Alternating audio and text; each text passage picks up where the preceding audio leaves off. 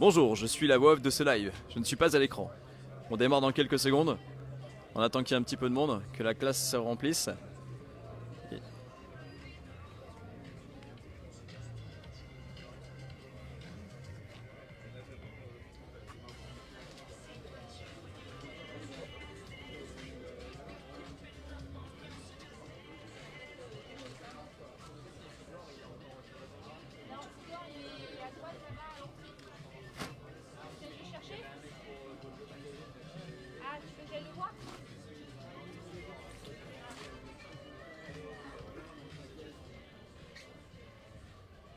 Alors on est combien? 13 sur la page.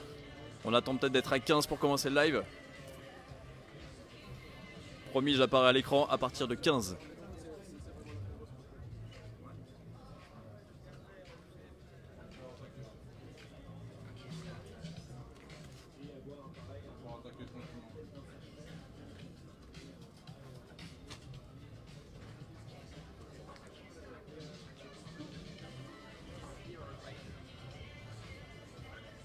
C'est en live sur Facebook. Ah non. Ok, on y va. Salut à tous, bienvenue sur le salon du Rock d'Azur. On est en live et comme promis, on démarre. C'est bon pour toi, Thibaut? C'est parti, allez. Ok. Donc, la règle du jeu sur ce live, ça va être de partager et de commenter et de poser toutes vos questions. Comme promis, on va parler de la gamme VTT électrique. Désolé pour hier, on a eu des conditions météorologiques désastreuses. Il y a eu de la pluie, de l'orage partout, on avait une connexion 4G en carton, ce qui fait qu'on n'a pas pu faire un live de qualité. Aujourd'hui il fait beau, tout le monde se détend. C'est parti pour présenter la gamme VTT électrique. Est-ce que vous êtes prêts? On y va. Par ici. Salut Rémi. Salut, ça va? Comment vas-tu? Bah nickel, moi j'ai la patate, il fait beau, ça fait du bien, on en avait vraiment besoin là, donc je suis en forme. Bon, on est en live sur Facebook, on peut pas se rater, on n'a pas le droit de dire de bêtises. Ok, Est-ce que t'es prêt? Exactement. Rémi, commence déjà par te présenter. Qu'est-ce que tu fais chez Rock Rider? Donc je m'appelle Rémi et mon métier chez Rock Rider, je suis ingénieur produit VTT électrique. Donc je conçois des VTT électriques et là j'ai la chance de pouvoir vous les présenter parce que les premiers sont là, autour de moi. Alors on commence par quoi du coup Rémi? Tu veux nous présenter quoi en premier? Il y a deux vélos dans la gamme VTT électrique, si je dis pas de bêtises. On commence par lequel? On va commencer par le premier prix, le IFT 500. C'est parti, tu me suis? C'est celui-là? Allez go. Bien. Alors qu'est-ce que tu as à nous dire sur ce vélo concrètement? Donc déjà c'est un vélo qui est disponible, qu'on peut acheter dès aujourd'hui. Celui-là il vient d'arriver en magasin, il est arrivé deuxième semaine d'août. Donc on peut l'acheter sur internet à 1200 € et c'est notre premier prix en VTT électrique. D'accord. On a travaillé trois trucs très importants chez nous. On est en train de faire du VTT, donc quand on a choisi la puissance du moteur, même s'il fait 250 watts, on voulait qu'il développe vachement de couple. Parce qu'en VTT, il y a des côtes, il y a du dénivelé, et donc il faut un moteur coupleux pour que ça grimpe. Tu verras, il y a un moteur roue que je vais te présenter en détail tout à l'heure qui développe 42 Nm. Je vais t'expliquer pourquoi, et on peut grimper au mur avec. Qu'est-ce qui est important en fait dans la notion de puissance sur un VTT électrique? Est-ce que c'est les watts, les volts? Enfin, moi j'y connais pas, je suis vraiment nul dans tout ça. Est-ce que tu peux nous expliquer en fait, ce que c'est la notion de puissance sur le vélo? Ça marche. Alors quand on parle de puissance, il faut savoir que c'est un critère qui ne va pas permettre de comparer vraiment nos vélos, les vélos de la concurrence, parce que c'est un aspect légal. Dans tous les cas, en termes de puissance électrique, on n'a pas le droit de fournir plus de 250 watts, sinon c'est un vélo sur lequel on doit mettre une plaque d'immatriculation, d'avoir une carte grise, etc. Un Solex, une mobilette quoi. Exactement. Okay. Donc là, il y a une norme qui s'appelle les PDLEC, où c'est tous les vélos de 250 watts. Mais à cette même puissance, qui est limitée par la loi, il y a des vélos qui développent plus ou moins de couple. Ok, c'est-à-dire que même puissance, tu peux développer quelque chose de complètement différent quoi. Exactement. C'est un peu comme ta voiture où tu vois, à certains régimes moteurs, elle marche bien, tu sens que tu as vachement de couple. Et puis il y a d'autres régimes moteurs où tu as beau appuyer sur la pédale d'accélérateur, ça part pas. Ça marche. Bon, juste un petit rappel, on est bien en live sur Facebook, sur le salon du Rock d'Azur avec Rémi. On est en train de présenter la gamme VTT électrique. Si vous venez de nous rejoindre, c'est pas grave, on vient juste de commencer. Rémi, on poursuit sur le IST 500 qui est donc du coup l'entrée de gamme électrique sur Rock Rider. On a parlé donc du couple, tu veux nous parler de quoi également? Ok, donc maintenant qu'on a fait le tour du moteur qui est puissant, qui permet de grimper, on va parler de l'autonomie. On sait que c'est une question qui revient souvent, des utilisateurs qui se disent est-ce que je peux partir faire une rando d'une demi-journée, est-ce que je vais tomber en rade? Donc là vous verrez, on a une batterie qui a une très grosse capacité, 420 Wh, c'est énorme pour un vélo à 1200 €. Et pour vous donner un ordre d'exemple très facile, on est au Rock d'Azur, c'est simple, l'année dernière on a fait le Rock d'Azur avec ce vélo là, quand on a fini la course qui faisait 56 km, 1200 mètres de dénivelé positif, on a fini avec 8% de batterie.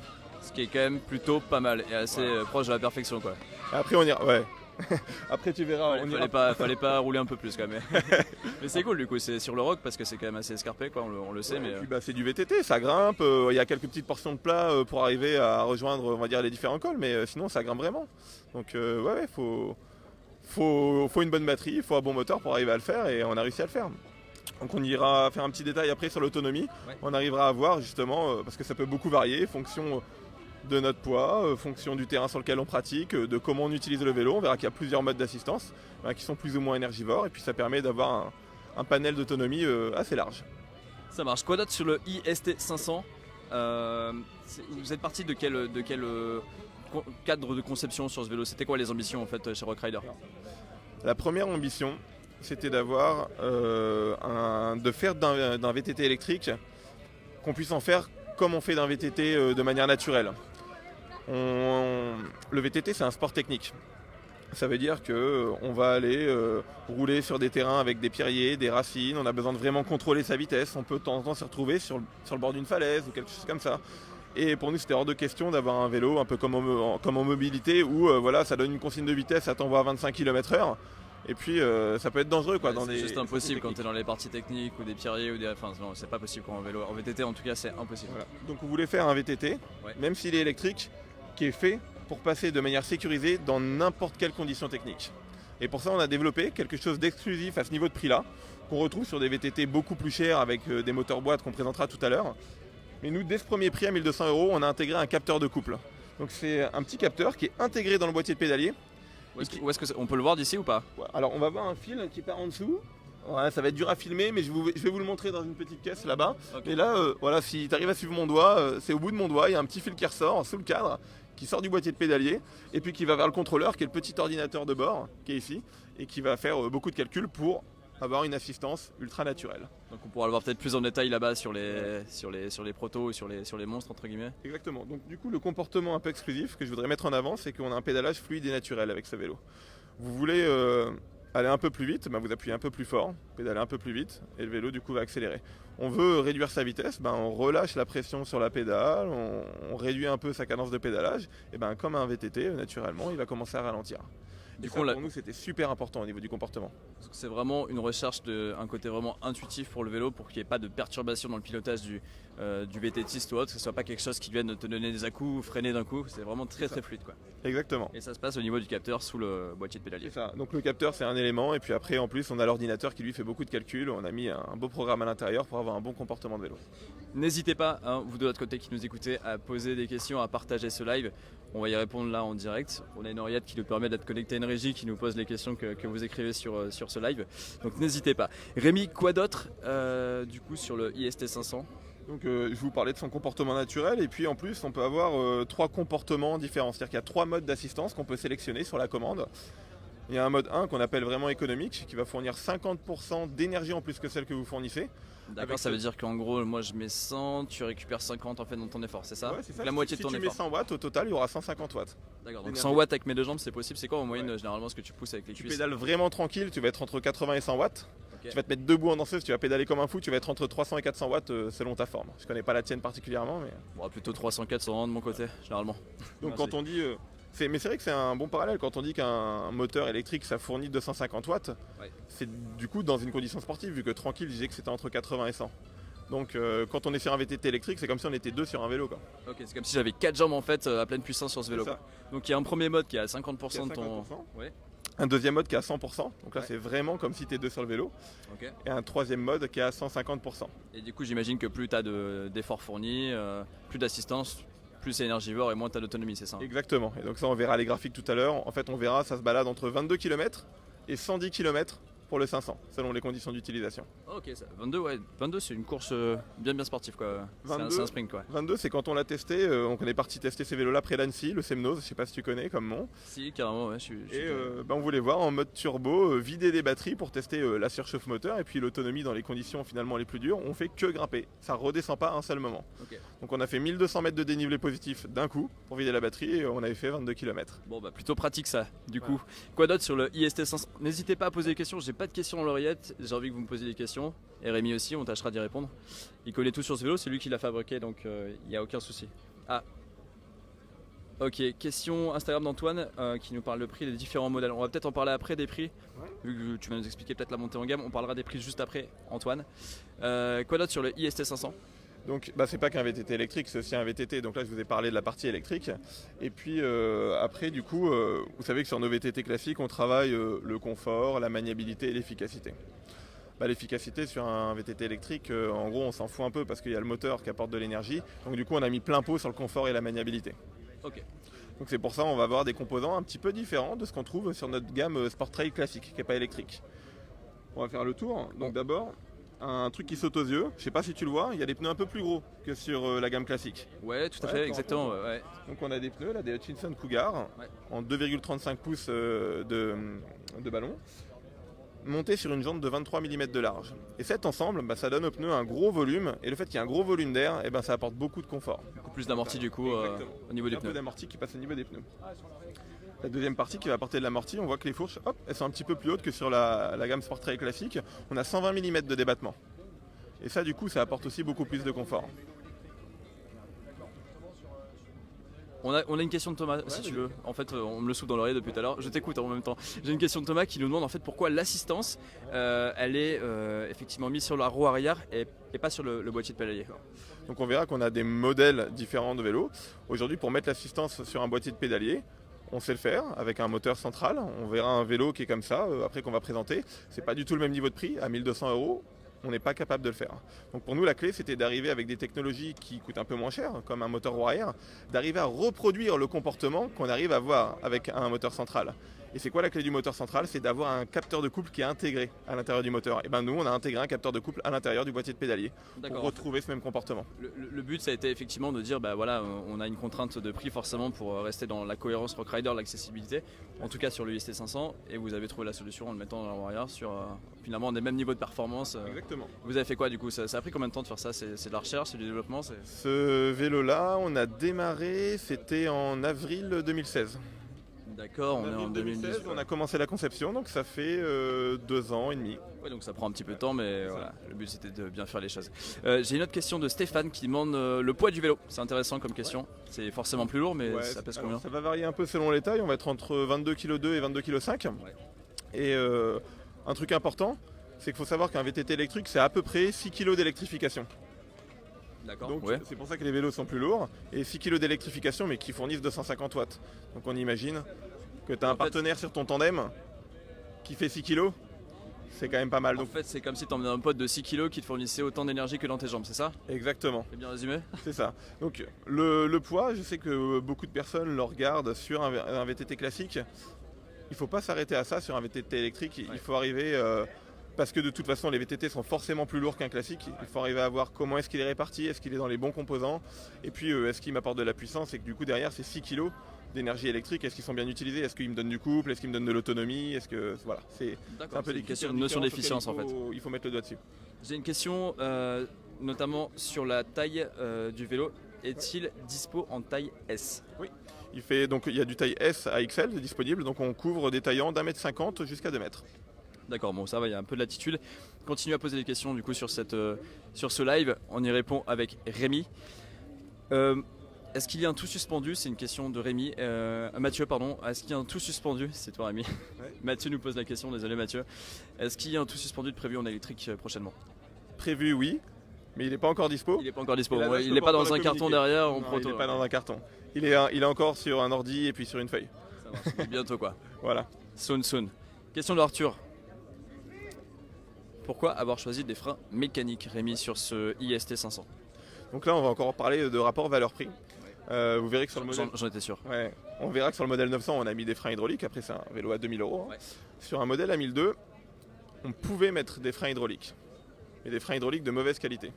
Nous, notre adage, c'est qu'il vaut mieux un bon mécanique qu'un mauvais hydraulique. Ouais. Donc pour vous parler un peu de ces freins mécaniques, d'abord simplement la marque, Hayes. C'est un constructeur américain qui fournit aussi les freins pour Harley-Davidson. Donc c'est un vrai industriel du frein qui est renommé déjà dans le monde de la moto, donc c'est quelqu'un qui sait ce qu'il fait. Deuxième chose, on a des gaines de très bonne qualité qui sont quasiment incompressibles. Donc ça permet, même si on a un frein à câble, de bien retransmettre l'énergie. Il n'y a pas de friction en fait, il n'y a pas de déperdition au niveau du freinage, au niveau de la gaine quoi. Non. Parfait. les plaquettes de frein qu'on utilise. On peut les montrer, si tu veux. Donc là, voilà, Les freins. on voit le frein. Donc un frein mécanique, donc voilà, qui va être actionné. Là, j'actionne de cette manière-là pour faire bouger les plaquettes. On a des plaquettes métalliques. Donc on va avoir un bon coefficient de freinage et on va avoir une bonne durabilité de ces freins. Et maintenant, autre chose, on regarde un peu le diamètre du disque. Donc là, on a un vélo qui a roulé.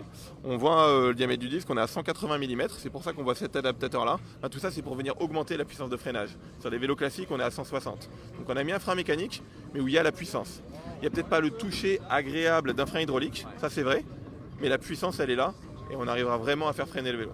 Ok, ça marche. Je pense qu'on a répondu à la question d'Arthur qui nous posait des questions en live, justement sur la capacité de freinage de ce vélo. Étant donné que c'est plus lourd, c'est vrai qu'il faut plus de freinage. Je pense qu'on a quasiment répondu à la question justement avec ces éléments. Disque de 180 mm avec des freins disques mécaniques par choix assumés, d'avoir des bons freins mécaniques de qualité et non pas des freins hydrauliques pourris, quoi. C'est ça.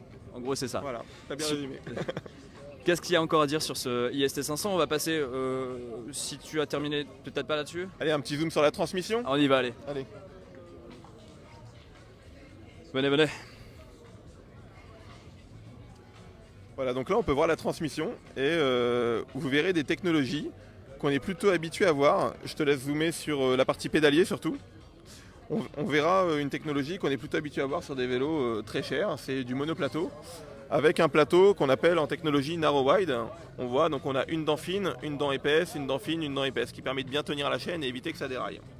Pour arriver sur une technologie monoplateau, souvent ça coûte très cher parce qu'on doit avoir des cassettes, du coup avec beaucoup de développement, donc un tout petit pignon et un très grand pignon à l'autre bout de la cassette. Effectivement. Là on voit que la cassette elle est plutôt normale. C'est un peu l'avantage de l'électrique, c'est que comme on a un moteur qui fournit de la puissance, on a besoin d'une moins grande plage de développement.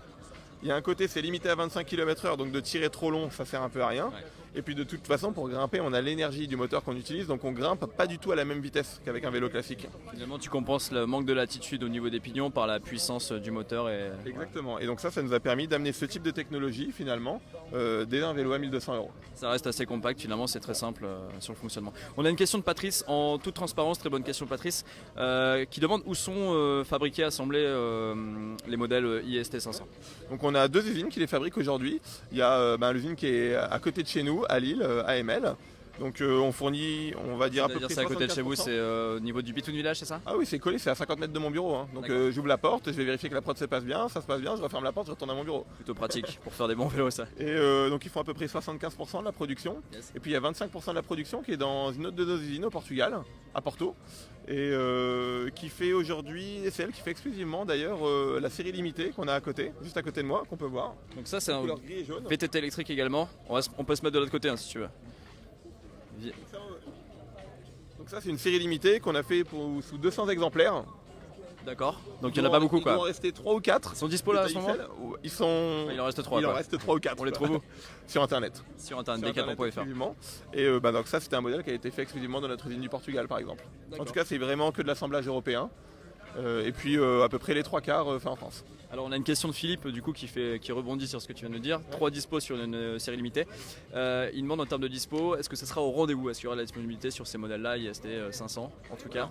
Là on voit, tel que les ventes ont démarré, on voit qu'on arrive à produire tout juste assez vite par rapport à la demande. Okay, donc calmez-vous, tranquille.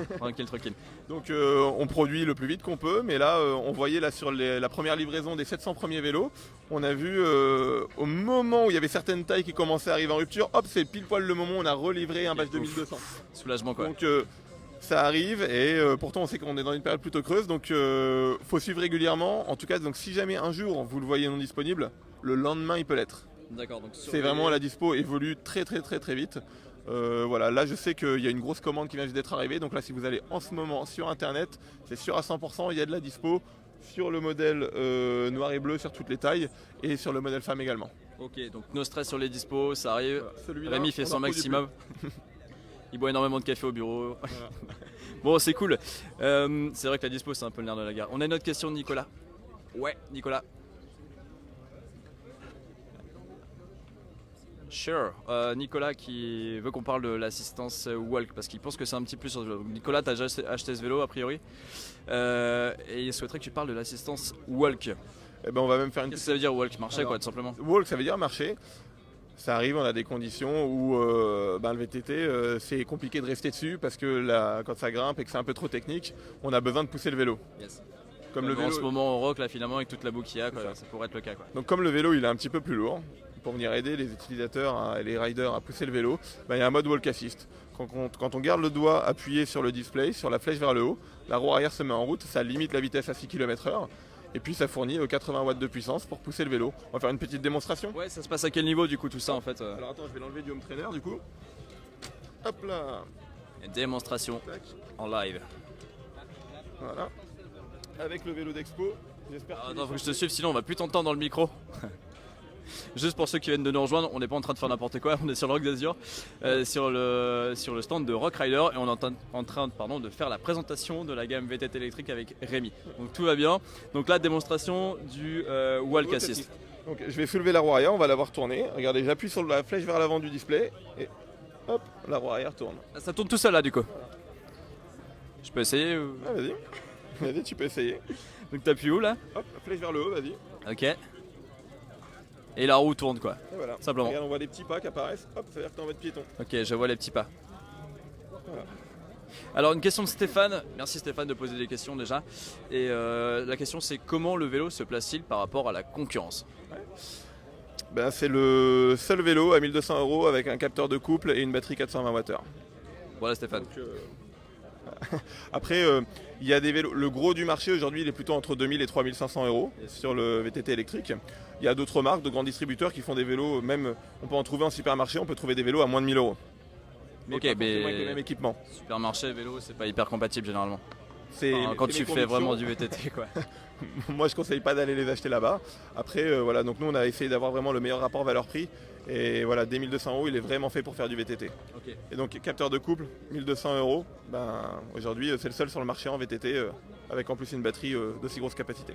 Puissant, autonome, sécurisé, fiable et tutti quanti. Ouais, cool. Est-ce qu'on a fait le tour sur le IST 500? Sur le 500, ouais, on va pouvoir passer au 900 après. Ouais.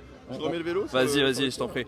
Je rappelle juste à ceux qui viennent de nous rejoindre en live, salut, qu'en gros on est sur le salon Rock Rider, sur le Rock d'Azur, et qu'on est en train de faire la démonstration, en tout cas la présentation de la gamme VTT électrique avec Rémi, qui vient de nous présenter le UST 500.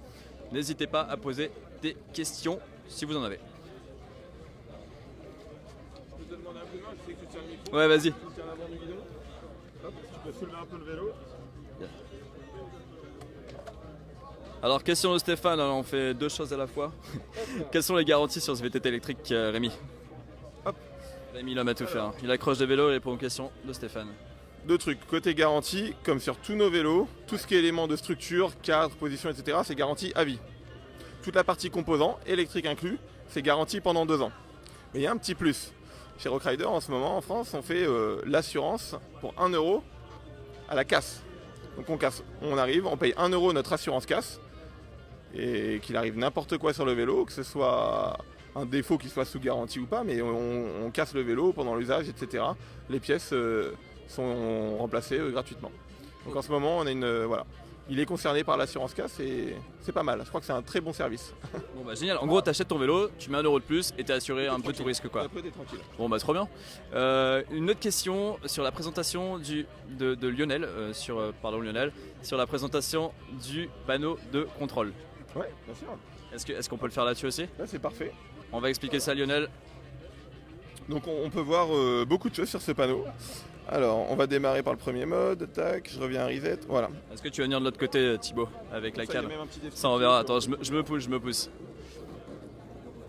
Voilà. Voilà donc l'écran de commande, donc, qui sert à afficher différents paramètres statistiques et puis également le mode d'assistance qu'on a choisi. Donc la première donnée qu'on peut voir, c'est la partie chronomètre, c'est la durée finalement de la sortie qu'on est en train de faire. Le deuxième mode, on peut voir la vitesse à laquelle on est en train de rouler. Deuxième mode, on peut voir la distance parcourue. Troisième mode, je peux voir le pourcentage de batterie exact qui me reste.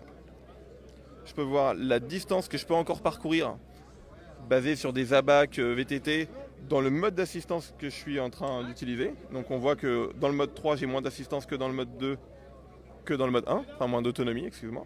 Logique. Voilà. Et puis je peux voir en rappel, pour celui qui veut piloter et qui ne veut pas trop regarder le display, l'écran de commande, il a un rappel du mode d'assistance qu'il est en train d'utiliser, en gros, en plein milieu de l'écran. Voilà. Canon. Petit truc en plus, regarde, tu vois un petit port là, un petit capuchon que j'ai enlevé en dessous, t'arrives à le voir? Ouais, attends, mais viens, est-ce que tu le vois? Ouais, je le vois très bien. Ok, juste ici, ouais. Et du coup, on voyait peut-être pas à la caméra, en gros il y a un petit port USB qui permet de, j'imagine, brancher. Qui permet de recharger son téléphone, son GPS, et c'est marrant, on a eu un avis client il n'y a pas longtemps, on a quelqu'un qui recharge sa GoPro en roulant. Parfait, ça permet de filmer ses rides tranquillement, toute la journée, non-stop.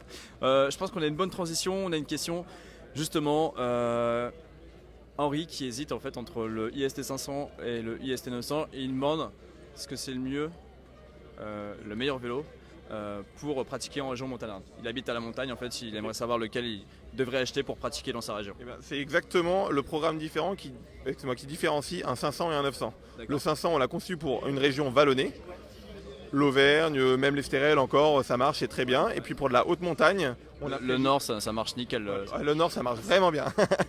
Et puis pour la haute montagne, on a prévu le 900 qui a la même puissance, beaucoup plus de couple, 2 fois plus de couple, une batterie avec un peu plus d'autonomie parce qu'on sait qu'on va faire plus de dénivelé dans les mêmes sorties, et puis qui a un équipement mécanique qui est encore plus prévu pour la haute montagne. Ça marche. Est-ce qu'on n'irait pas justement voir le IST 900? On y va. On a une question de Gaë, une question très importante de Gaë. Attention, la question c'est est-ce qu'on peut manger un Welsh sur le stand? Il faut ramener son Welsh parce qu'on ne le cuisine pas, mais par contre, ça sera bienvenu. Mais on risque de venir taper dedans un peu s'il vient avec, quoi. C'est possible qu'on trempe une ou deux frites dedans. C'est vrai que vous êtes une marque du Nord, finalement vous êtes basé à Lille, au Between Village, qui est le centre de conception de Between, de Rockrider, de tous les vélos en fait de Decathlon, c'est ça? Et vous êtes basé dans le Nord? Exactement, on est basé dans le Nord. Bon, et le Welsh, du coup, je pense qu'on peut le faire fondre aujourd'hui directement au soleil, il n'y a aucun souci, tu peux venir avec ton Welsh. IST 900, transition. Allez, IST 900. Transition finalement, transition Welsh. Donc IST 900, première partie, on avait commencé à parler du moteur sur le premier, on va parler du moteur sur celui-là. On a un moteur Brose. Je vais mettre ici, sinon on va pas le voir. Voilà. On a donc un moteur Brose qui développe 90 Nm de couple à 250 watts. Donc c'est plus de 2 fois plus que le premier. Plus de 2 fois plus que le premier. 42 Nm. Yes. X 2, ça fait combien? 84. 84, bien, et là on est à 90, donc plus de 2 fois plus. Ok, voilà. Génial. C'est une formule, quoi. C'est une fusée. C'est ça, exactement. Donc non, ça permet vraiment de grimper au mur. 90 Nm, ça fait partie des moteurs les plus coupleux du marché. C'est plus coupleux qu'un Bosch, c'est plus coupleux qu'un Shimano. Okay. Donc ça fait partie aussi des raisons de choix de ces moteurs. Et c'est pour ça aussi qu'il est, j'imagine, plus cher. Plus cher que le moteur. Oui, que le moteur, évidemment, sinon ça fait partie des éléments essentiels. Donc voilà, donc ça c'est un moteur du coup qui est vraiment adapté à la haute montagne. On verra en plus, après il y a d'autres choses qui font qu'on a choisi ce moteur. Le VTT, ça se passe en nature. Là, c'est aujourd'hui le plus silencieux du marché. On va aller un petit peu se balader devant une petite caisse. Ouais, on y va. Yannick, je vous embête 2 secondes. Voilà. Donc là on voit une découpe du coup du moteur Brose et une découpe du moteur du 500. On voit qu'on a une transmission par courroie au niveau de la réduction mécanique, et cette transmission par courroie c'est ce qui fait qu'il est silencieux. Tous les autres moteurs du marché c'est un pignon contre un pignon comme une boîte de vitesse de voiture, et du coup la pignonnerie en fait fait du bruit. Et le fait d'avoir mis une courroie, ça nous permet de rouler vraiment en silence, et en VTT électrique c'est super appréciable. Ouais, c'est clair, parce que ça fait un bruit de tracteur quand tu roules, c'est pas hyper cool. Vous voyez, le moteur, c'est uniquement cette partie-là. Donc vous voyez qu'un moteur, c'est tout petit au final. Donc on peut voir, pour ceux qui se posaient la question quand même, est-ce qu'un moteur roue, c'est quand même assez puissant? On voit que le moteur roue, finalement, il est largement aussi gros sur la partie moteur. Pourquoi un moteur boîte, c'est beaucoup plus gros? C'est parce qu'il y a toute la partie capteur qui est intégrée à l'intérieur et la partie contrôleur qui est intégrée à l'intérieur, qui sont dans des éléments séparés sur le vélo. Et ce qui fait par contre qu'on arrive à avoir beaucoup plus de couple, excuse-moi, qu'on arrive à avoir beaucoup plus de couple sur un moteur boîte, c'est la réduction mécanique. Regardez, finalement, je fais tourner à peine le pédalier qui va être entraîné. Regardez le nombre de tours que fait le moteur, alors que je tourne à peine le pédalier. En fait, c'est le rapport le moins d'effort pour le plus d'assistance, quoi. C'est ça. En fait, le moteur du coup tourne très vite pour faire tourner un tout petit peu la couronne. Et donc, comme il tourne très vite, il est dans sa place de fonctionnement où il a vraiment le meilleur couple. C'est ce que je t'expliquais un peu tout à l'heure. Donc, on a quand même d'ailleurs un peu de réduction mécanique qu'on peut voir dans le moteur roue. Regardez, là on voit un train épicycloïdal, et c'est comme ça qu'on a réussi à atteindre les 42 Nm dans ce moteur-là. Ok. Écoute, on a une question de Stéphane qui nous demande quelle est la marque des moteurs et des batteries. Ok. Alors au niveau du moteur sur le 900, c'est Brose. C'est facile, donc une marque allemande connue qui a un équipementier automobile qui fait beaucoup de moteurs de direction assistée de voiture, particulièrement pour BMW. Et au niveau du moteur roue, eh ben, on l'a co-développé avec Vision, qui est une entreprise historiquement, qui avait plutôt un savoir-faire dans tout ce qui est moteur électrique type Power Tools, perceuse, etc. Donc c'est un co-développement qu'on a fait grâce à notre marque électronique qu'on a chez Decathlon. Certains connaissent encore Geonaut. On a plein d'ingénieurs composants qui connaissent bien l'électronique, qui travaillaient déjà avec ce partenaire-là, et puis on a co-développé un moteur avec eux. Donc vous bossez en fait en interne avec les collègues de chez Geonaut pour développer l'électrique, quoi. C'est ça, exactement. Plutôt intelligent, bien joué. On a une question de Célien justement qui nous pose la question suivante. Sur la durée de vie des batteries et le coût du remplacement de la batterie, si jamais elle est HS. Alors, il y avait une première question sur les marques des batteries où j'ai pas répondu. Oui, exactement. Bah, on commence, ouais, effectivement, chacun son tour. Non, c'est cool que vous posiez des questions, en tout cas, continuez à le faire. Donc, marque des batteries. Donc, les batteries, c'est notre propre marque, c'est notre conception. On va le voir un peu. On y va, allez. Allez, on suit. Donc là, c'est une batterie transparente, ça me rappelle ma Game Boy d'époque quand j'avais 10 ans. Donc la batterie, c'est un assemblage de plein de composants. Et donc aujourd'hui, la batterie complète, c'est bien un produit qui est conçu chez nous, chez Rockrider. Par contre, à l'intérieur, il y a plein d'éléments qu'on achète, forcément. Les cellules de batterie, c'est la clé. On achète ça chez 2 constructeurs de renommée qui sont LG ou Samsung. D'accord. On connaît bien finalement dans le grand public. Aujourd'hui, on utilise du LG sur le 500 et du Samsung sur le 900, mais ça dépend tout simplement de la cellule qu'on achète, mais les deux se valent vraiment. Mais c'était pour faire la 500 Wh, c'était plus simple chez Samsung, et pour faire la 420 Wh, c'était plus simple chez LG. Pourquoi est-ce qu'on marche chez ces 2 fournisseurs-là? C'est les seuls à nous garantir vraiment un bon niveau de qualité de cellule, qui fait qu'on n'a pas trop de perte d'autonomie dans le froid. À 0 degré, on perd que 5% d'autonomie. Le froid touche vraiment l'autonomie de la batterie. Selon la qualité de la cellule. Parce que le VTT, c'est possible d'en faire dans le froid aussi. Exactement. Et puis d'un point de vue sécurité, on voit qu'on a une carte électronique aujourd'hui qui nous permet de protéger la batterie en cas de court-circuit, en cas de surcharge, des choses comme ça. Mais la cellule elle-même, quand on travaille en fait avec LG ou Samsung, elle peut pas exploser, elle peut pas prendre feu. Il y a des évents qui font que si jamais elle gonfle, si jamais, imaginons on tombe en VTT, on a un clou qui traverse notre batterie. Et ben elle va pas exploser, il y a des évents sur la cellule qui font qu'elles vont dégazer. C'est ce qu'on peut voir ici sur ce petit schéma. D'accord, alors schéma scientifique, c'est pas sorcier. Voilà. C'est parti. Montre-nous du coup au niveau des évents, c'est quoi? C'est les petites lamelles que tu vois là? Une cellule, c'est comme ça, et on voit la manière dont c'est fabriqué. Et on voit une sorte de petite capsule là-haut qui s'appelle gasket et vent. Ouais. Et ces 2 parties-là, ça permet d'évacuer les gaz. Si jamais, d'un point de vue chimie, il y a la cellule qui commence à gonfler, elle va s'ouvrir sur le dessus et les gaz vont sortir. Ok, tout simplement, c'est cool, ça évite de cramer le vélo, quoi. Du coup, on avait une question en file d'attente qui était par rapport à la durée de vie et le coût de remplacement d'une batterie HS. Ok, alors la durée de vie des batteries. On va repartir sur le petit graphique. Ouais. Nous, on garantit nos batteries pendant 500 cycles de charge. Un cycle, c'est bien une décharge complète et une recharge complète. On garantit qu'au bout de 500 cycles, on aura toujours plus de 80% de l'autonomie de départ. Et il faut savoir que quand je vous parlais d'autonomie sur les 2 vélos, quand je vois qu'on fait un peu plus de 50 km en moyenne, ça veut dire qu'on ne va pas perdre plus de 20% d'autonomie après 30 000 km d'utilisation. Faut déjà les faire. Donc voilà, exactement, il faut déjà les faire, donc c'est quelque chose qui va durer très longtemps. Faut pas avoir peur, c'est pas un composant d'usure. La seule chose qui peut endommager une batterie, c'est si on la stocke alors qu'elle est complètement déchargée. Donc il faut bien penser à recharger sa batterie après l'utilisation et pas la stocker pendant 1 an complètement déchargée au fond d'une cave, parce que là on va l'endommager. C'est un peu comme un téléphone, comme un PC. Comme une voiture, il faut la stimuler en fait constamment. Exactement. Bon, ça vous forcera à faire des sorties régulières, tout simplement. Et je précise, quand on dit en plus 500 cycles, si on n'utilise que 10% de la batterie, on revient, on la recharge. On n'utilise qu'un dixième de cycle. Okay. C'est vraiment, faut pas hésiter à la recharger régulièrement. Il n'y a pas d'effet mémoire. Voilà. Du coup, est-ce qu'on peut parler de coût de remplacement dans quel cas on pourrait la remplacer? Si on doit la remplacer, parce que je sais pas, ou alors on veut une deuxième batterie additionnelle pour plus d'autonomie, pour partir toute la journée.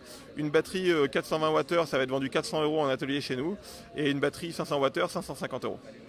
D'accord, voilà. Pour répondre à la question sur le prix et l'autonomie, enfin la durée de vie de la batterie, pardon. On continue sur le 900 peut-être? On a une question de Lionel et Johan. En termes de dispo du ST900 en magasin, c'est pour quand? Ça va arriver, on planifie avril 2019 aujourd'hui. Donc on est sûr de l'avoir sur le premier semestre. Là c'est garanti, le vélo n'est pas encore en masse production en usine. Mais pour l'instant, voilà, ce qu'on planifie en projet, c'est du avril 2019. Ok, bon on en parle du coup du ST900. Celui-ci c'est un ST900. C'est un ST900. Donc il va exister sous 2 couleurs. Ouais. Le modèle orange que vous voyez ici qui sera exclu Internet, c'est une série limitée qui sera fait que sous 1000 exemplaires. Et puis le modèle que vous retrouverez en magasin, que vous voyez ici, qui est noir et gris. D'accord. Voilà. Donc maintenant, J'attends que la caméra revienne. Ouais, on a une question de Stéphane, on peut la poser peut-être maintenant. Le temps de charge complet de la batterie, c'est combien de temps? Ok. Et ben hop, on va repartir là-dessus. Regardez. Alors on revient sur le schéma, Stéphane. Écoute Stéphane, ce que tu fais, c'est que tu poses toutes les questions sur le schéma. Et ensuite, non, je déconne. Vas-y, je te laisse répondre. Le 500, en temps de charge de 0 à 100%, ça va mettre 6 heures. Le 500. Hein. Par contre, il faut savoir qu'on a atteint 80% de la batterie en 3 heures, dans la moitié du temps. On voit ici au niveau du temps de charge, hop, on a atteint déjà 80% à la moitié. Le 900, il a un chargeur qui va charger 2 fois plus vite. Donc on va avoir atteint 100% de la batterie en 3 heures de charge, mais 80% du niveau de charge de la batterie en seulement 1 heure et demie. Voilà pour le temps de charge des deux vélos. Et il faut savoir que le chargeur du 900 est compatible avec celui du 500, enfin avec la batterie du 500, les batteries sont interchangeables, donc on peut acheter ses pièces détachées et puis faire évoluer son vélo si on en a envie. D'accord, tu peux être en couple, avoir un 500 en 900 et tu changes les batteries comme tu veux, tout est compatible. Ça marche. On continue sur le ST900, on avait une question sur le prix, peut-être qu'on en parlera à la fin, on va d'abord faire la présentation de ce vélo, avant de parler de prix, c'est plus logique. Qu'est-ce qu'on a du coup à dire sur ce iST900? Okay. Donc on a dit d'abord un moteur qui développe beaucoup plus de couple, qui est silencieux, puis qui a l'intérêt d'être central, donc du coup d'un point de vue maniabilité ça va être un peu mieux parce que les masses sont plus au centre du vélo. On a une batterie avec beaucoup plus de capacité, on passe de 420 Wh à 500 Wh, donc ça c'est la deuxième montée en gamme. Après je parlais tout à l'heure de fluidité de pédalage, de capteur de couple pour avoir un comportement vraiment sans à-coups hyper naturel.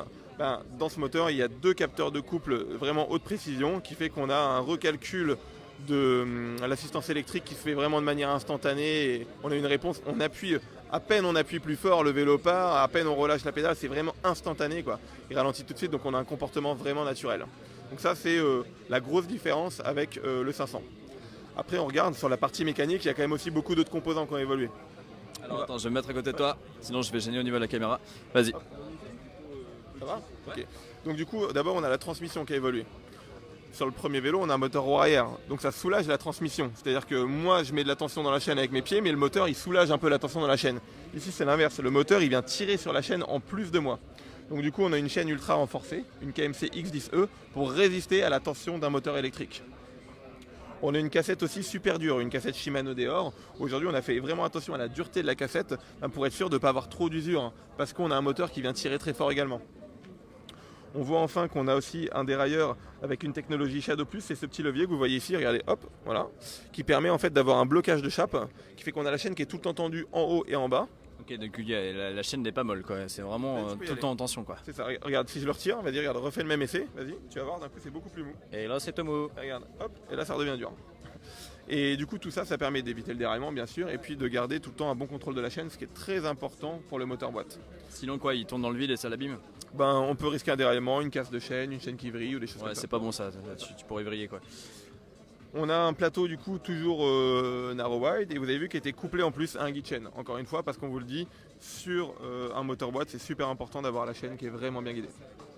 Super, on a une question justement sur le prix de ce vélo et l'autonomie du vélo. Alors, Johan nous pose la question de l'autonomie du 900. Okay. Alors l'autonomie du 900, donc le premier j'avais dit sur le 500 on était entre 25 et 110 km. Yes. Là on va être entre 30 et 140 km. Il faut se dire que c'est 21% d'autonomie en plus que le 500. Ça marche. Du coup en termes de poids sur le iST900, qu'est-ce que ça donne? On est au même poids à 100 grammes près que le 500, juste qu'il est réparti d'une manière différente. D'accord, ça marche. La partie électrique est un petit peu plus lourde, on passe d'une batterie 420 Wh à 500 Wh, donc en fait les cellules sont plus denses, on a toujours le même nom mais elles sont plus denses, c'est ce qui permet d'avoir plus d'énergie, donc la batterie est un peu plus lourde, le moteur est un petit peu plus lourd, et après les éléments en fait roues, fourches sont beaucoup plus légers, donc du coup ça va rendre le vélo beaucoup plus maniable même s'il est au même niveau de poids. On est entre 22,2 kg et 22,5 kg selon les tailles, c'est pareil. Mais écoute ça marche, quoi d'autre sur le iST900? Si vous n'avez pas d'autres questions pour l'instant, n'hésitez pas à les écrire pendant qu'on discute. Donc, en plus de la transmission qui a évolué, on a beaucoup d'autres composants mécaniques qui ont évolué. On a la partie roue, on vous disait tout à l'heure qu'on cherche beaucoup de confort, en plus du grip. On voit qu'on est sur un standard 27,5+. Donc on a des pneus en 2,8 pouces sur une jante de 40 mm de large. Donc là, autant vous dire que c'est vraiment confortable et puis voilà, ça colle à la route. Et avec un moteur qui développe autant de couple, c'est important d'avoir un gros pneu qui va vraiment permettre de monter, sinon on est dans la boue, dans la caillasse, ça patine et donc là on a vraiment de la motricité quoi. Et du coup ça ne servirait à rien d'avoir un tout petit pneu. Exactement. Ça marche. Vas-y, je te laisse poursuivre. Okay. On a une fourche RockShox Judy par rapport à la Centuur XR qui était sur le 500. Donc là on a beaucoup plus de sensibilité, ça apporte du confort et puis aussi plus de contrôle parce qu'on a une fourche qui est amortie en détente et en compression et donc qui est aussi au service de la maniabilité. Freinage, tout à l'heure on a posé la question pourquoi est-ce que vous mettez des freins mécaniques. Là ici à ce niveau de prix là, on arrive à mettre des bons freins hydrauliques. Donc aujourd'hui on a des vrais freins à disque hydrauliques en 180 mm de disque, donc des freins hydrauliques vraiment puissants qu'on a co-développés avec Tektro. C'est des freins de chez nous qu'on a fait avec Tektro et qui nous assurent de la puissance et de la fiabilité. Canon. Écoute, on a une question de Valentin qui nous pose la question du pivot. Est-ce que c'est un pivot de fourche conique sur ce IST 900? Tout à fait. Voilà, on peut le regarder, le pivot de fourche. Donc on voit qu'il est conique, effectivement ça nous permet d'avoir plus de rigidité en flexion frontale au niveau de la fourche et puis ça permet surtout une compatibilité avec toutes les fourches de gamme du marché. Alors débattement de la fourche, Yoann, je crois qu'on a répondu à la question juste avant. 120 mm. 120 mm. Exactement. 120 mm. Voilà pour la fourche. Voilà. On a une autre question, Patrice. Bonjour. Patrice, le nombre de pignons sur le 900. Ok, sur le 900, on est passé d'une transmission de 9 vitesses sur le 500 à 10 vitesses sur le 900 avec une cassette 11-42. Et une autre question sur le modèle de derrière, on en a parlé, c'est Shimano Deore Shadow.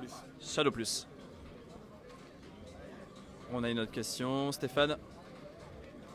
Stéphane nous pose la question suivante. Quelle est la marque de la fourche? C'est une RockShox, n'est-ce pas? RockShox et le modèle Judy. Exactement. Ah, tu commences à être calé en vélo. Pierre-Etienne, est-ce que tu peux répéter la question? Je n'ai pas entendu dans les coquilles. La taille des roues sur ce IST 900. Ouais. Donc c'est du 27,5 plus.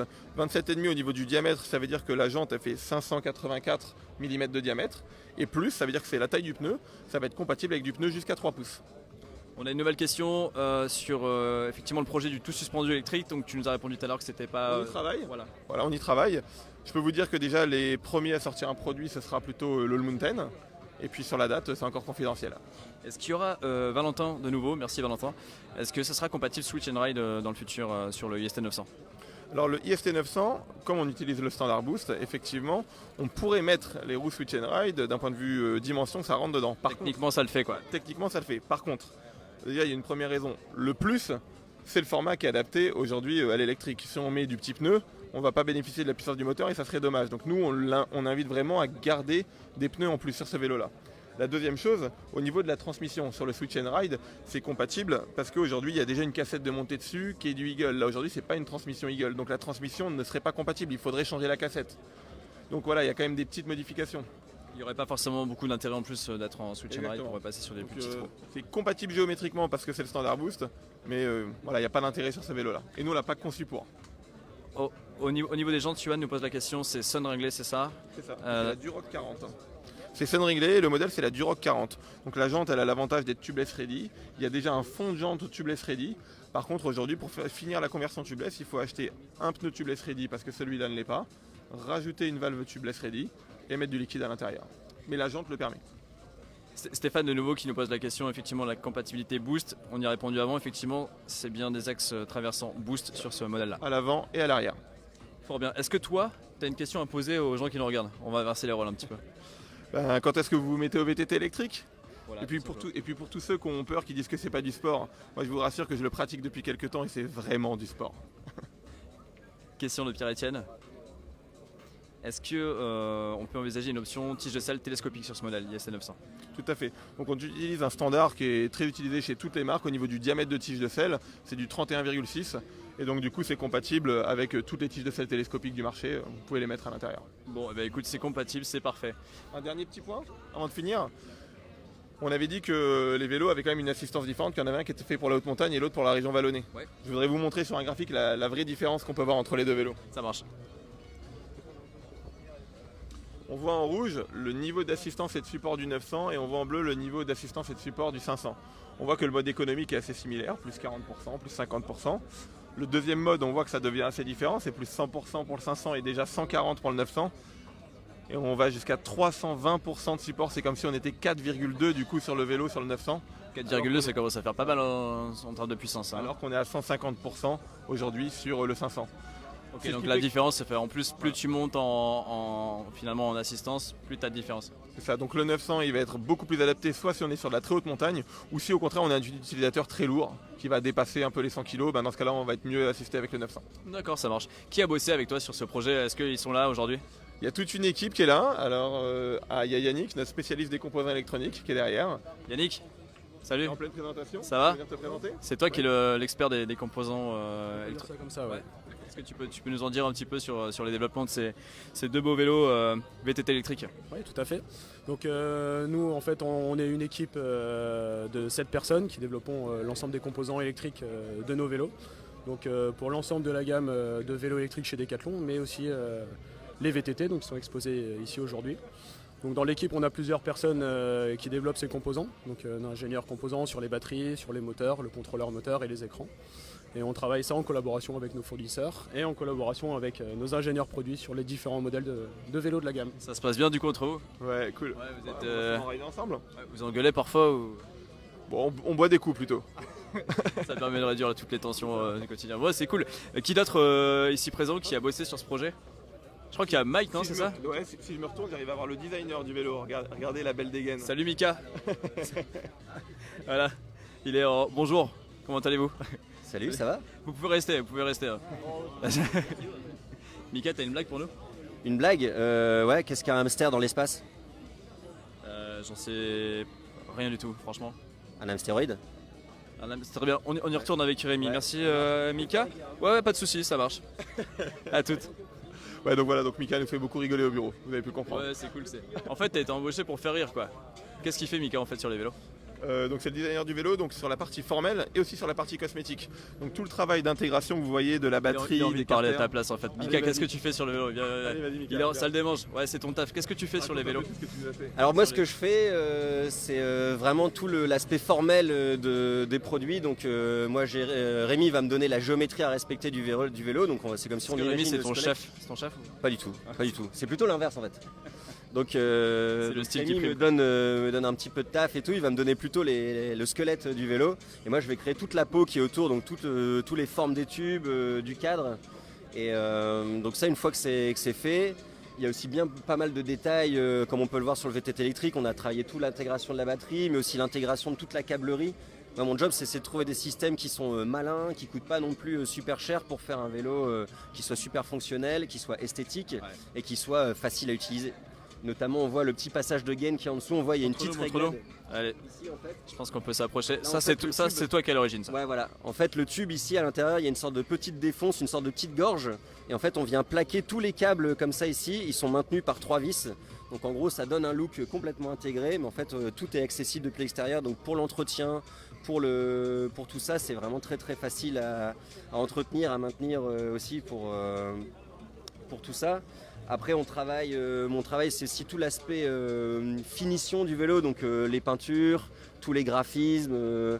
Là, l'idée, c'était de faire une cosmétique un peu différente de nos vélos. Moi, je suis parti de l'idée d'un vélo qui vient être traversé par un éclair. Donc, c'est pour ça, là, on a une sorte de gros éclair un peu de ouf. Et l'idée, voilà, c'est ça, c'est l'éclair qui vient électrifier notre vélo au travers de cette batterie. Il Pour dire, part bah, loin, ouais, il part loin, Mika, Rémi. Ouais, hein. bah, attends, c'est ça, hein. On est créatif, on ne l'est pas. Hein. Ah, ça a de la gueule, c'est cool. Et donc voilà, après on travaille tous ensemble pour se dire bah voilà, ce vélo on va le cibler pour tel type de personnes. C'est pour ça qu'on en a fait un qui est beaucoup plus sobre, beaucoup plus classe. On va travailler sur des petites finitions un peu shiny, un peu brillantes, et un qui est beaucoup plus débridé, beaucoup plus coloré et tout pour une population qui a envie d'envoyer tout simplement. Donc voilà. Eh ben, écoute Mika, merci pour cette explication Écoute, de rien. très claire et précise. Est-ce que Je tu as vais une question? réfléchir à une deuxième blague après. T'as une deuxième blague, sérieux? Non, je vais réfléchir pour Ah oui. une deuxième blague. Est-ce que tu as une question à poser aux gens qui nous regardent en live? On est en live en fait sur Facebook, tu le savais? Salut les gars. Bah écoutez, juste envie de savoir, est-ce que les vélos qu'on vous a présentés, est-ce qu'ils vous plaisent? N'hésitez pas à commenter, quelle est votre couleur préférée, qu'est-ce que vous aimeriez, quelle couleur vous rêveriez pour le vélo. Dites-moi tout et j'essaierai de vous répondre. Eh ben nickel, merci. Allez, ciao. Ciao, on continue avec Rémi, on a quelques questions encore à lui poser. Merci Mika. Question du coup sur le diamètre des disques, c'est bien 160, 180, oui 180 pardon, excuse-moi j'ai pas, oui, C'est important. ça freine fort. Ouais, tout à fait. Stéphane nous demande si on peut essayer les vélos en magasin en fait, est-ce que c'est possible de les tester avant de les acheter? Alors ça va dépendre du magasin. Alors déjà pour le 900, il n'est pas encore disponible en magasin. Donc tant qu'il n'est pas en vente, c'est pas possible. Nous on va travailler plutôt au niveau de l'implantation de celui-là qui soit vraiment testable en magasin pour 2019. Sur le deuxième modèle qui est aujourd'hui uniquement dispo sur internet mais qu'on peut faire livrer en magasin. Il y a certains magasins aujourd'hui, et là ça va dépendre de la politique de chacun des magasins qui le propose à l'essai. Par contre dans tous les cas, ça s'applique dans tous les magasins, c'est satisfait ou remboursé. Donc si vous le commandez, le vélo il ne vous convient pas, vous pouvez le ramener et c'est satisfait ou remboursé. Et ça marche sur tous les produits Decathlon. Donc c'est Finalement, c'est plutôt oui y a que pas de non risque. quoi. Ouais c'est ça, il n'y a pas de risque. Ok, on a une question. Est-il possible de mettre un porte-bidon sur ce vélo? C'est à Arthur fait. qui pose la question. Tout à fait. Où ça? Je vous montre ça. Montre-nous. C'était un vrai casse-tête. C'était un vrai casse-tête d'arriver à mettre un porte-bidon, mais on savait qu'on avait besoin d'un porte-bidon. Donc au début, forcément, on avait envie de le mettre sur le down tube, et on peut voir qu'il y a la batterie qui gêne un petit peu. Et l'intégrer dans la batterie, c'était pas forcément super sécuritaire pour les cellules. Donc, Ah, du surtout coup, qu'il y a de l'eau, tout ça, ça grille généralement, non? c'est ça. Du coup, on s'est dit, pourquoi pas au niveau du tube de sel. Et donc du coup, là, ça commençait à limiter l'insertion de la tige de sel, et en plus, on n'avait pas beaucoup de place. Donc on pouvait mettre que des mini-bidons. Donc on s'est dit au début, du coup, sous le top tube, et sous le top tube, dès qu'on était en descente cassante, les bidons ils se cassaient la gueule. Donc du coup le seul endroit finalement qu'on a trouvé c'est dessus, sur le top tube. Et on se retrouve avec un bidon qu'on fixe ici. Et le bidon on peut le prendre très facilement sous la selle. Alors si on est très petit et qu'on est dans le bas du taillant, quelqu'un qui achète un taille S qui fait 1m50, comme il démarre 1m50 et que la selle est très basse, ça va tendance à le gêner un petit peu au niveau de l'entrejambe. Dès qu'on est plutôt dans le milieu ou le haut du taillant, il n'y a vraiment aucun souci et ça se manipule bien. J'ai encore une question de Gaë, une nouvelle fois, Ouais. encore très importante. Hein. Ok. Est-ce qu'il est possible de mettre et d'accrocher une pinte de chouffe sur ce vélo? L'accrocher, je suis pas sûr en tout cas qu'elle finisse pleine à la fin du ride. Hein. C'est ça le problème en fait, Gaë. Vaut mieux la boire avant ou après, mais pas pendant quoi. Laisse tomber. Bois de l'eau. Mais un truc important, ce vélo-là, il a traversé la brasserie d'Achouf, pour le coup. Comment Le ça, vélo ça y est? qu'on a devant- En fait, on habite à Lille. Donc où est-ce qu'on va rouler? Les montagnes les plus proches chez nous, c'est les Ardennes belges. Et dans les Ardennes belges, il y a Oufalise et Achouf. Et Achouf, c'est là où est brassé la chouffe. Et on a un circuit VTT sur lequel on teste régulièrement nos produits qui passent par la brasserie d'Achouf. Donc on s'arrête à la taverne en même temps, prendre une chouffe ou deux. Ça fait partie de l'histoire du vélo. Comme de par hasard. Et voilà. Ce vélo a été construit sur ces bases-là. Nordiste finalement et belge. Mi-belge, mi-nordiste. Le prix ressort beaucoup, on en a déjà parlé du prix, on peut peut-être faire un rappel sur les prix des deux VTT électriques, le IST 500 et le IST 900. Donc le IST 500 qu'on retrouve là-bas en bleu, il coûte combien? C'est vrai que moi je raccourcis à 1200 €, mais il est à 1199 € en magasin. Et si tu mets 1 euro de plus, t'as une assurance. Exactement. Et puis le 900, il est à 1999 €, soit 2000 €. Mais celui-là, il n'est pas encore disponible, ça va arriver pour le mois d'avril 2019. Ça marche. Quelqu'un a vu apparemment, durant le live, qu'il y avait une icône Bluetooth sur le vélo. Est-ce qu'il a halluciné ou... Alors oui, il a halluciné. Ça serait Ok. sympa. Non, aujourd'hui on a de la connexion par câble pour de la mise à jour, de software, etc. Tout se fait par câble. Pas de Bluetooth. D'accord. Pas de Bluetooth sur ces modèles-là. Ok, ça marche. Patrice nous demande si la géométrie est identique entre le 500 et le 900. Petite différence, la position est la même. C'est-à-dire que le taillant sera le même pour un S, un M, un L, un XL, les mains, les fesses, les pieds sont posés au même endroit. Et après sur la géométrie, la partie dynamique est un peu différente. Le fait d'avoir un moteur qui développe beaucoup plus de couple, on a légèrement rallongé les bases sur le 900 parce que sinon il cabre, il a tendance à se retourner tellement en fait il est puissant. Donc on a des bases de 435 mm sur le 500 qui nous permettent de bien garder la maniabilité et des bases de 449 mm un petit peu plus longues du coup sur le 900 qui permet d'avoir un vélo qui cabre pas trop en montée. Et ça reste suffisamment court pour arriver à s'amuser, le mettre en manuel pour ceux qui aiment bien piloter. Arnaud justement nous pose la question suivante, quel est le poids des batteries? Est-ce qu'on peut en acheter des supplémentaires? En acheter des supplémentaires, j'ai envie de te dire oui, parce que tu l'as dit tout à l'heure. Quel est le poids d'une batterie? Alors c'est aux alentours de 2,9 kg. Je sais qu'il y a une petite variation entre la 420 Wh et la 500 Wh qui doit être de l'ordre de 200-300 grammes, mais je ne connais pas exactement. Mais voilà, c'est de l'ordre de 2,9 kg. Et puis on peut en acheter des supplémentaires en atelier. Vous avez remarqué qu'il y a plein de couleurs de vélos. Donc nos batteries en atelier, vous choisissez une 420 Wh ou une 500 Wh qui est toute noire, brute, donc il va avec tous les vélos. Et après nos stickers sur batterie sont aussi disponibles à l'atelier. Donc ça vous permet de prendre une 500 Wh d'un 900, de la mettre sur un 500 et d'acheter un sticker bleu pour garder la cosmétique originelle de votre vélo. Alors question de Dorian sur l'électronique sur ce vélo, en termes d'étanchéité, qu'est-ce qu'on a? Donc, déjà, il y a un minimum légal. Pour le VTT, on doit passer la norme IP4X. Donc, c'est-à-dire que tous les composants, la connectique, etc., supportent de l'arrosage pendant 30 minutes. Ça va un peu plus loin. Le moteur, il est IP65. Donc, toute la partie qui intègre finalement le connecteur batterie, le contrôleur, le capteur de couple et le moteur, c'est IP65. Donc, IP65, si je me souviens bien, c'est l'immersion même pendant 30 minutes. En tout cas, on peut le laver au jet d'eau autant qu'on veut, ça prendra pas la flotte. Ça marche, bon bah sécure quoi au niveau de l'étanchéité sur ce vélo quoi, Voilà. sans souci. On avait une question À ne pas immerger, hein. On le met pas dans la mer. on va pas dans l'eau avec en fait, hein, voilà. Mais on peut l'arroser, on peut le laver. Ouais, bien entendu. Après, vous faites ce que vous voulez, mais ça vaut risque et périls quoi. C'est en Et tout si cas, on enlève c'est pas amphibie quoi. une petite bonne pratique, si on enlève sa batterie pour nettoyer le vélo, parce que beaucoup de personnes ont peur d'abîmer la batterie, il faut faire attention parce que du coup les connecteurs sont apparents. Donc je sais que les personnes ont tendance à les laver. Si on les lave et qu'on ne les essuie pas et qu'on ne les sèche pas derrière, un connecteur ça s'oxyde et après le courant passe pas bien. Donc moi je conseille plutôt de laisser la batterie quand on lave. Ok. Et si on veut la retirer pour bien nettoyer le vélo, c'est pas grave, on risque rien d'endommager, mais il faut penser à essuyer et sécher après derrière. Ça marche. Et je me souviens que tu m'avais déjà présenté ce vélo plus tôt dans la journée. Il y avait une petite subtilité au niveau de la batterie, tu sais, de la connectique justement. En fait, ah oui, c'est vrai que j'ai oublié de la présenter Ah oui, tout à l'heure. t'as mais complètement c'est oublié. essentiel. Tu m'en as parlé juste Bah avant ouais, le live c'est là, vrai, et c'est finalement, voilà, On parce va qu'on aller, prépare un petit peu. on va aller sur le vélo qui est manipulable parce que les autres vous fermez à clé. Voilà. On va aller sur le jaune. Allons sur le jaune. Je crois que l'ambiance du rock est en train de s'enflammer là. La musique. Donc la batterie, voilà, si on utilise le vélo en mobilité. Pardon, excuse-moi. Je pensais que Vas-y. Si on utilise le vélo en mobilité et donc on veut le garer dans un endroit, pas se faire voler la batterie, c'est comme sur n'importe quel vélo, on peut le verrouiller avec une serrure. Donc ça c'est classique, c'est un peu comme sur tous les vélos du marché. Par contre en VTT, normalement on va plutôt en nature, on risque pas de se le faire voler et du coup on peut rouler sans la clé avec une batterie déverrouillée parce qu'il y a une poignée de blocage. Cette poignée de blocage elle permet deux choses. D'éviter les vibrations, donc D'accord. le bruit. Un bruit de clac-clac qui peut arriver si on a un nez de batterie qui se dessert ou des choses comme ça, on a vu ça chez d'autres marques. Et puis des micro-coupures, parce que si la batterie peut bouger un petit peu, ça veut dire qu'au niveau du connecteur ça bouge un peu et de temps en temps le courant peut ne plus passer. T'as une perte d'assistance finalement et c'est tout à Exactement. fait désagréable. Donc on a un levier tout simple, regardez, hop, je vais le tirer, voilà, j'ai tiré le levier. Ensuite je retire la batterie par un petit mouvement latéral.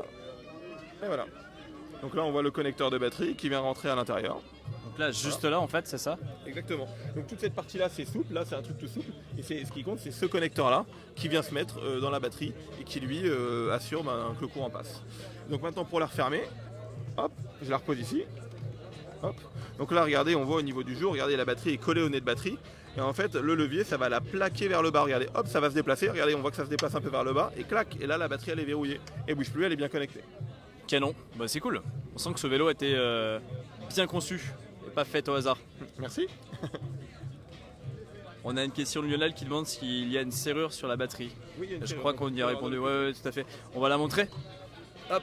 Donc c'est vrai que je l'ai pas montré, mais de manière classique, voilà, on a une serrure de l'autre côté qui fait que si on l'a verrouillée, même si on ouvre la poignée, la batterie on peut pas l'enlever. Donc voilà, c'est un système, ça sert juste à de l'antivol. D'accord, c'est-à-dire que tu peux effectivement le stationner. Exactement. Après justement, c'est nous pourquoi est-ce qu'on a fait ce levier, c'est pour inviter les personnes qui font du VTT à plutôt rouler sans clé et avec une batterie déverrouillée. Pourquoi ? N'importe quel bug électrique sur n'importe quelle marque, n'importe quel vélo, 95% des pannes, ça se résout simplement en retirant la batterie, en la remettant parce que ça réinitialise tout le système. D'accord. Donc si on part et qu'on a oublié ses clés et qu'on peut pas retirer et remettre sa batterie, c'est dommage. Ouais. Et donc nous, ça faisait partie des motivations de faire ce système pour inviter les gens à rouler sans clé et pas se retrouver en rade au milieu de la forêt parce qu'à un moment il a déconnecté un câble quelque part ou je sais pas quoi, voilà, qu'il puisse réinitialiser son système. Bon, écoute, est-ce que tu penses qu'on a fait le tour de la gamme VTT électrique avec le IST 500 et IST 900 ou est-ce que tu as encore des choses à rajouter? Bah non, écoute, je crois que là on est arrivé au bout, c'était bien dense, beaucoup de questions. On va aller Des questions boire pertinentes, donc, un petit peu ouais. d'eau là. Ouais, j'ai la gorge un peu Ouais, sèche. un petit peu. Hein. De l'eau? Ouais, oui, de De l'eau. l'eau. Quoi, vous avez des bières sur le stand, c'est ça? Pareil. D'accord, très Très bien. bien. 3 Maltese traînés. Écoutez, on va rendre l'antenne. Mais en tout cas, merci de nous avoir suivis. N'hésitez pas à continuer à poser vos questions. Finalement, on va continuer d'y répondre. Donc, posez vos questions en commentaire sur cette vidéo. N'hésitez pas à nous suivre tout le long du Rock d'Azur sur Instagram, sur Facebook. On balance des news tous les jours, des vidéos, des posts, des sondages. Bref, restez connectés. Et sachez que cet après-midi, on a un live à 15h sur le cross country. On vous en dit pas plus. Ciao. On vous dit à bientôt. Merci Rémi Ah ouais. pour ta dispo et ta bonne humeur. Et puis écoute, passe un bon rock. Ok, bah là c'est un plaisir, on est parti pour 3 heures de beau temps. Et demain, je fais le Rock Elec avec le 900. Allez, on va aller s'ambiancer. Ciao, ciao. Allez, Bye. ciao.